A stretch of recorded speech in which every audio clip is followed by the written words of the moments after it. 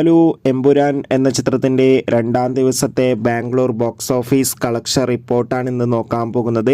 വീഡിയോയിലേക്ക് വരുമ്പോൾ video like ചെയ്യുക, ചാനൽ സബ്സ്ക്രൈബ് ചെയ്യുക.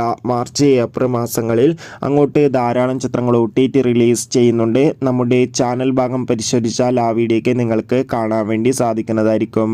മോഹൻലാൽ, പൃഥ്വിരാജ്, മഞ്ജു വാര്യർ, ടൊവിനോ തോമസ് എന്നൊക്കെ പ്രധാന കഥാപാത്രങ്ങളായി പൃഥ്വിരാജിൻ്റെ സംവിധാനത്തിൽ മാർച്ച് 27 റിലീസിനെത്തിയ ചിത്രമായിരുന്നു എമ്പുരാൻ.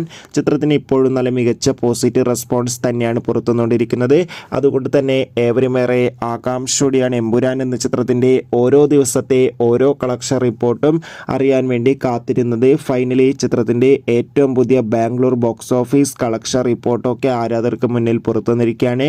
രണ്ടാം ദിവസം മികച്ച ബുക്കിംഗ് നടന്നതുകൊണ്ട് തന്നെ 2 കോടിക്കടുത്ത് ബാംഗ്ലൂരിൽ നിന്ന് കളക്ഷൻ നേടിയെടുക്കാൻ വേണ്ടി സാധിക്കുമെന്നാണ് ട്രാക്കിംഗ് റിപ്പോർട്ടുകൾ സൂചിപ്പിക്കുന്നത്.